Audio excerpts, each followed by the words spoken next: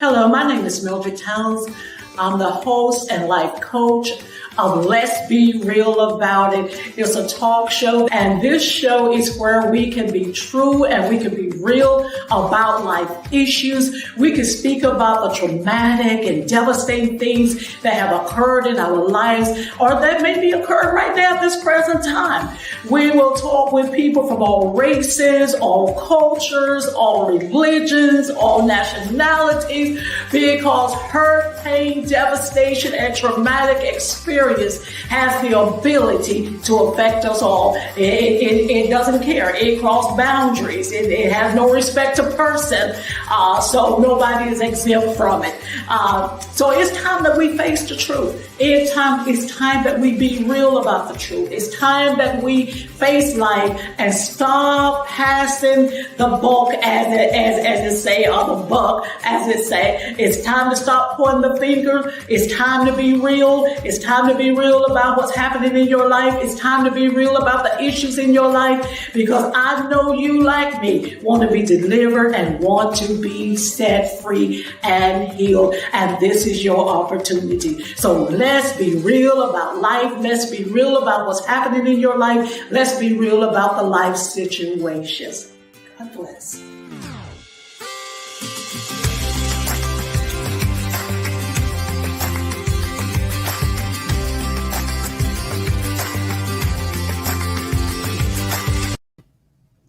Hello and welcome to Let's Be Real About It, where we're real about real life issues. I'm your host, Mildred Towns. Our disclaimer is that this is a no holds barred zone. Therefore, some of the contents of the show may be offensive to some, but that is not the intent of the show. I want to introduce you to my book, Truth. This is my autobiography of my life. Order my book so you don't make the same mistakes I made in life and go through the same things that I went through in life. So I just want to spare you a whole lot of heartache and a whole lot of pain. Order my brochure, Hear Me Apart from the Womb, for anyone who is childbearing age, who are contemplating on having an abortion and you between the yes and the no. Please order this brochure before you make your final decision. And I guarantee you that it will change your life and change your decision. You can send an email to me at ihurtministries@gmail.com. And I want to take time to thank my sponsors for the show, Zion City of Deliverance and J&K Style Grill. What up, y'all? It's your boy Kev on stage. We here at J&K Style and Grill with my main man. J&K Style Grill, home of the original waffle burger, stuffed wings, and Philly steak egg roll. The food was amazing, man. I'm talking about collard green stuffed chicken, mac and cheese stuffed chicken, waffle burger with the special sauce. With the special sauce. Come on, man. What are you doing if you ain't eating here? You're wasting your life. Pull up. J&K Style Grill, you can copy the style. But never the best. We got it. We got it. I just want to invite you all, whenever you're in the Virginia Beach area, to go by J&K Style Grill. They have been voted one of the best places in Virginia Beach to eat. And they are also opening up a second location in Virginia Beach. So please go and support J&K Style Grill. I just want to welcome my special guest for tonight. I tell you, I'm excited about him. He's a dear friend. Since I moved to Virginia Beach, I have known him. He's retired Airforce Major Willie Brown. Hey. Thank you, Mr. Brown, for coming and being a part. Mildred, thank you so much. I'm sorry, I'm stuck on that J&K grill right now. You stuck on? Yeah, it kind of got me my focus off. You know. Waffle burgers, yeah, okay. Yes. Yeah, and he put collard greens inside of chicken wings. Collard greens and chicken wings. Okay. All right. Well, thank you, Mildred. It's an honor. You have been a wonderful force in my life, and all the good things that God is allowing in my life to happen have a lot to do with my recent connections, and you're on that list, and I appreciate you. Oh, I appreciate you, Mr. Brown, for taking your time out of your busy schedule, to come to Let's Be Real About It, So I'm happy that you're here. And I chose a topic for tonight, and it's on the other side of through. And that his mercy kept you and it wouldn't let you go. So thank God that you're here. But tell us briefly about Mr. Willie Brown. I hail from Portsmouth, Virginia, all 6 months of it. Age 6 months of age, we moved up north to Connecticut. So I was basically raised up north. Parents divorced in '76. I moved back to Virginia and graduated and went to college. Ended up going in the military. I've been a musician. I've been playing since I was 5 years old. So I played about 15, 16 instruments. And I remember I used to sit on the piano with my mother on Tuesday night devotional service. And I used to just sit there and I'd memorize her chords. My hands weren't big enough to play a full chord. So I'd use two hands to play a chord. And then we had instruments on the pulpit. And I would just run up there on the pulpit and just grab an instrument and start trying to play it and make it all kind of crazy noise. And my mother said, "No, come on down from there." But the pastor would say, "No, sister, let him stay up there because he's going to be somebody." And I think age of 10 or 11, I wrote my first song. And so I've been in music for a long time, even in the military. In the military, I was a part of what's called Tops and Blue, which is the Airforce entertainment team. We went to just about every country in the world where we have military stations. So that was a great thing. And I come from a long history of preachers. My great-great-grandfather, who was originally from India, he converted and he built the first 5 Pentecostal churches in the state of Virginia. So we have that distinction. He was a little fellow. He used to shop in the boys section because he was over 5'3", but he was a powerhouse. And so now I work in media. I'm blessed to own a network on Amazon and Roku, and I'm so honored that I carry your show now on Big My Entertainment. I just had to have it there, so But I'm just basically just a really humble guy. I have a beautiful, beautiful wife, a lot of children. So that's what's going on. And spent 24 years, 9 months, 17 hours, 3 minutes in the United States Air Force, but I'm not counting. Yeah. You got down to the seconds. Yeah. Okay. So you retired after 20 years in the Air Force as a major. After you retired, you went to work at the Pentagon or on Capitol Hill. Talk about what that was like and what were some of the duties that you did there. I have a law degree, but I was never able to use it in the military. I basically stayed in law enforcement, which I guess was probably a good thing because I made rank higher and faster being a part of law enforcement. So coming out of retirement, I wanted to kind of create or do something more with my degrees. And I decided to hone my skills by starting at community college. I already had a degree, and I went to the community college and I met with the student association. They were doing some things. And a lot of these kids were so young, they was really trying to find their way. Of course, I was older and I basically knew I just wanted to, get some more education. And I became a part of the Student Government Association at Thomas Nelson Community College. And from there, I got voted in as the president. And from there, I was elected president of the National Association of Community Colleges, which means I was the president over every community college in the United States. And we would go up to Capitol Hill and lobby on behalf of community college students and education in general. And after meeting with a couple of the senators on the floor, one senator says, I really like you. Have you ever thought about coming to working on the Hill?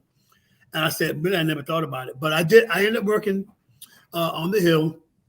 I worked in the subcommittee for Veteran Affairs, of which I was a veteran. And Bob Smith was the congressman at that time. And he didn't know, he had Parkinson's, and he didn't know that he was eligible for some military benefits, rich veterans benefits. And I did his paperwork, and he ended up getting 80% disability and another check. The downfall of working on the Hill was there's a lot of back scratching, and I think it's the most unorganized body of government that I've ever seen in my life. When the roll call gets, the bell goes off, that means a member has to go into the chambers to vote. 9 times out of 10, they don't know what they're voting on. So they ask the legislative aide, what's my position? And at that time, I could have told them anything, but they're voting on things that they haven't even been privy to or even have not set in committee. And that's what's kind of the roadblock in the Congress. And I would never use that as an example to any child of how to work together. Never would do that. So I'd have another legislative aide that would tell me, hey, listen, my member really needs your member's vote, and they'll do this for you if you vote for theirs. So it was a lot of back and forth, favors and things like that. I saw some ungodly things on the Hill. Languages now, with some of the language I heard back then in this era of George Floyd and paying attention now to racial overtones, stuff like that. A lot of those guys back then, back in the 90s, wouldn't even been in office now for some of the things, they said there. So it wasn't the best experience. It was something that I needed to experience so I could be better, well-versed in how I talk to people about their civic duties and how politics go on. But after a year of working for them liars, I had to leave. And I left and went to work in the Department of Veteran Affairs. I actually started out, I really wanted to work for veterans, and I actually took a very menial job, even with a degree. I worked in the file room, just doing records, but I was close to the action. And as things opened up, I went and I started to apply for other things. So I ended up working in eligibility. So when veterans come in to apply for benefits, I was the guy they saw and would direct them to what they had to do and this, that, and the other. And lo and behold, God opened another door where I was able to move to Washington, D.C. and ended up working for the Department of Veteran Affairs headquarters on Vermont Avenue. And my job was in a Veterans Board of Appeals. So when veterans didn't get their way, not get their way, when they didn't get their rating or whatever, they would appeal the decision, and that came to my office. But meanwhile, I was helping many veterans how to navigate the system of how to file a claim. And the sad thing is many veterans have died before even realizing the first check, wow. because they're so backlogged. So a group of friends of mine, the veterans, we're working on some legislation and some not protests, but some action to bring the plight of the veteran. Mm-hmm. Okay. So you was working on Capitol Hill on 9/11, 9/11. After the second plane hit the tower, y'all became on alert there, and that y'all was under a terrorist attack. And you had mentioned that before y'all could get out of the building, when y'all had to get out of the building, the plane hit the building in D.C. before you all could get out. Talk about that. Well, every other Tuesday, the VA, we were at the Pentagon doing claims, briefings, and health fairs. And after, we're talking the Pentagon, which is where the defense happens. And seeing what happened, the first plane, everybody was like, oh my God, a plane crashed into the Twin Towers. And we was always like, oh, such a bad accident.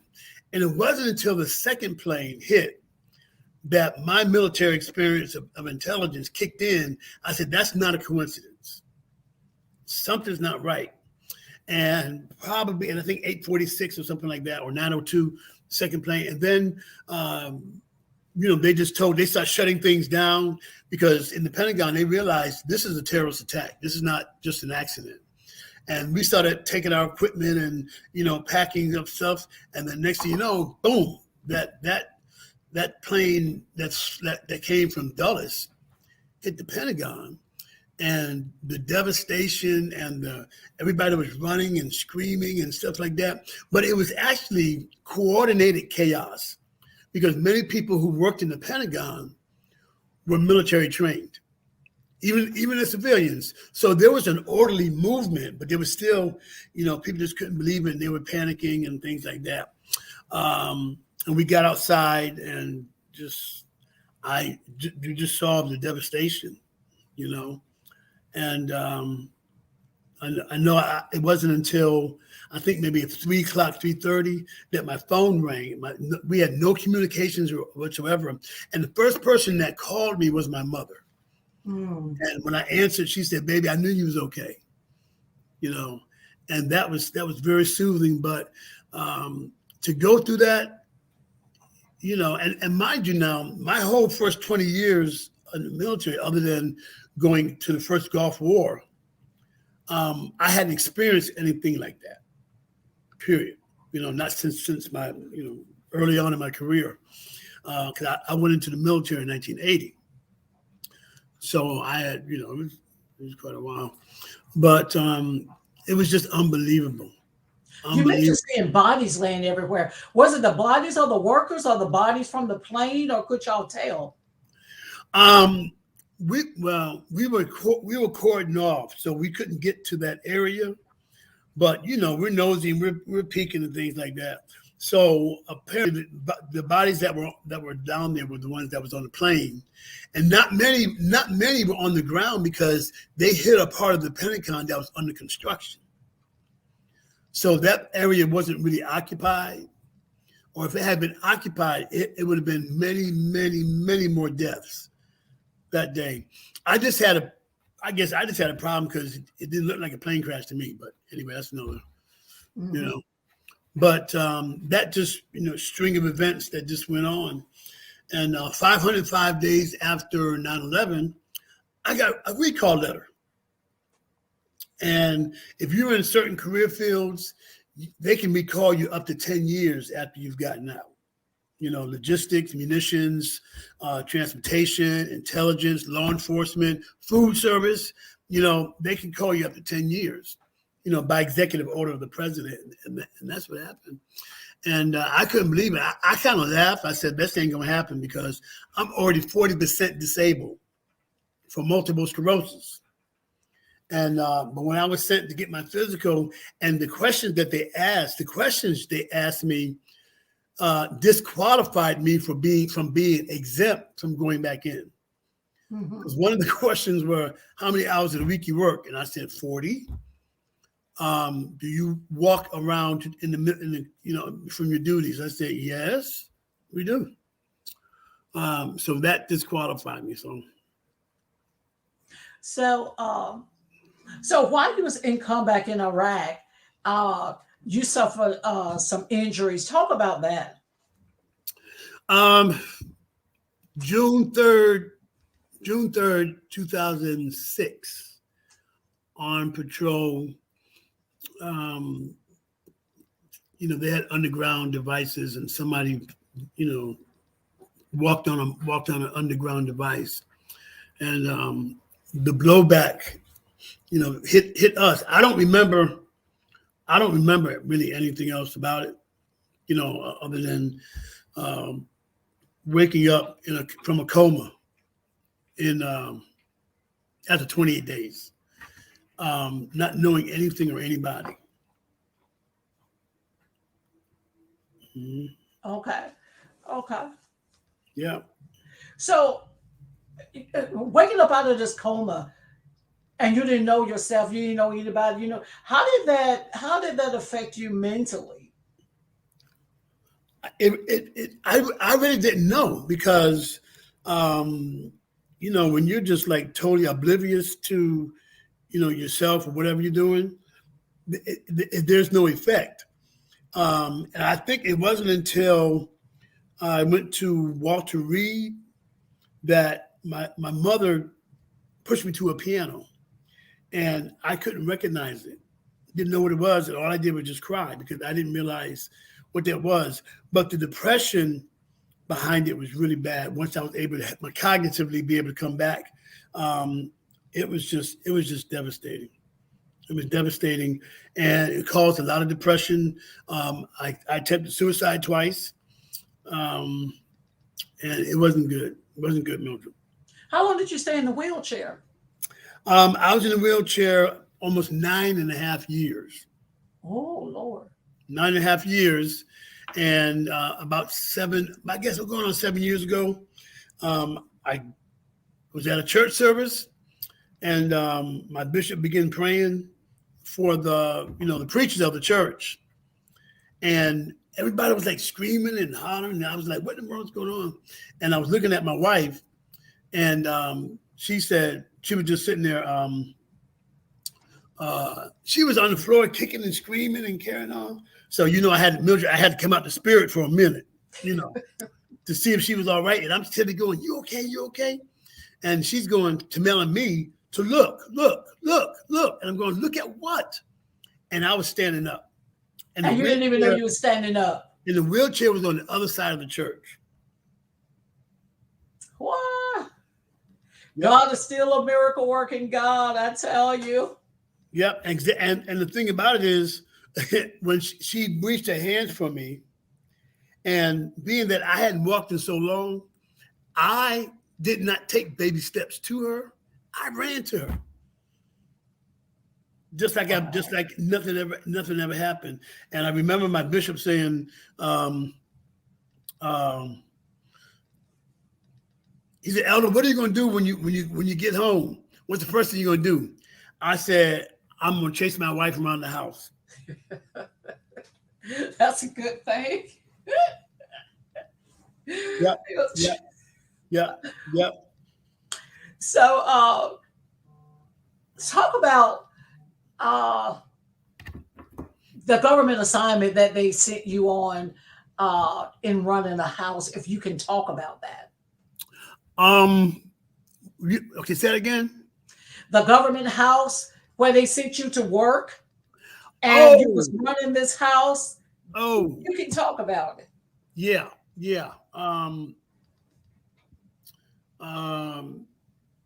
The military government will use you however they want to.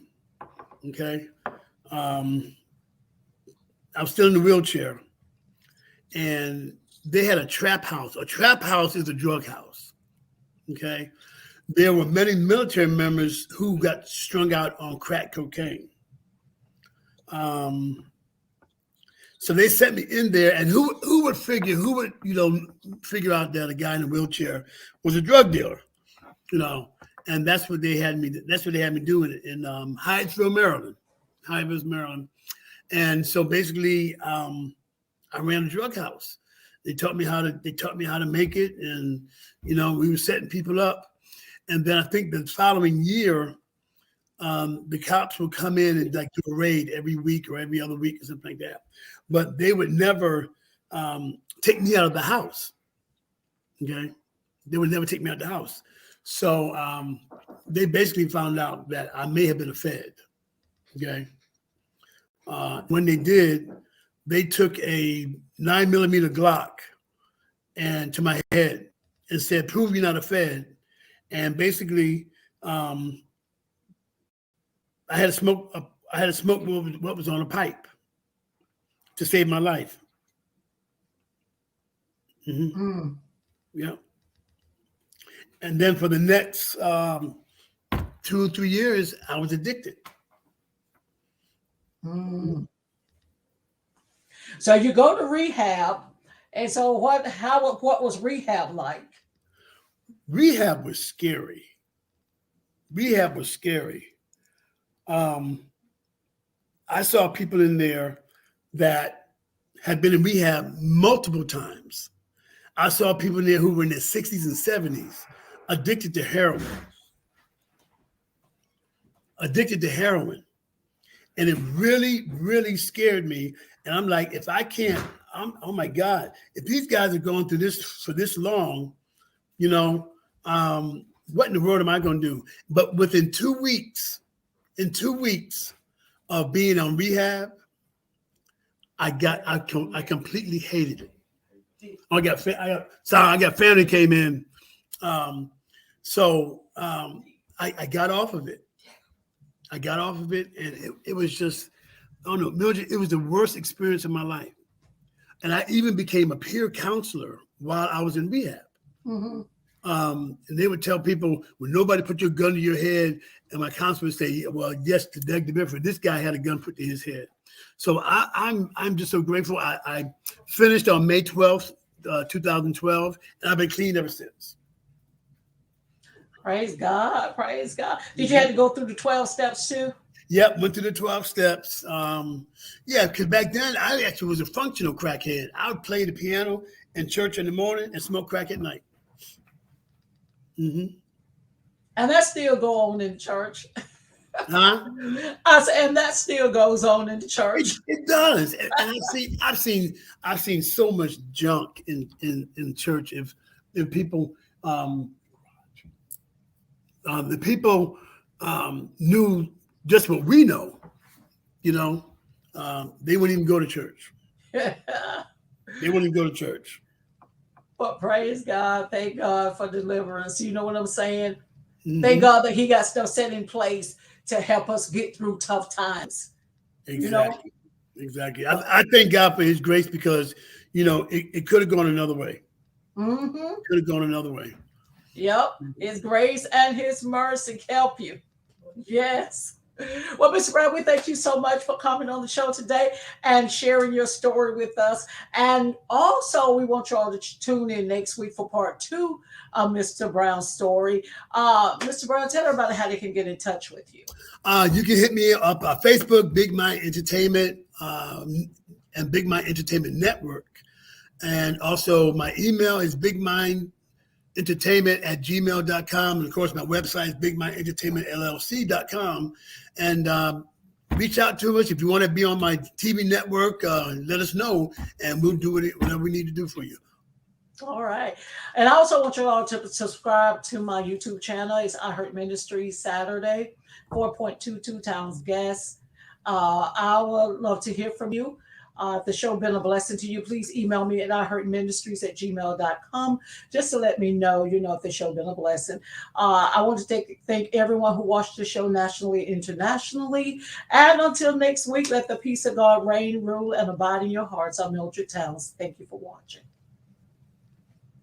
What up, y'all? It's your boy back on stage. We here at J&K Style and Grill with my main man. J&K Style Grill, home of the original waffle burger, stuffed wings, and Philly steak egg roll. The food was amazing, man. I'm talking about collard green stuffed chicken, mac and cheese stuffed chicken, waffle burger with the special sauce. With the special sauce. Come on, man. What are you doing if you ain't eating here? You're wasting your life. Pull up. J&K Style Grill, you can copy the style. But never the best. We got it. We got Hey. it.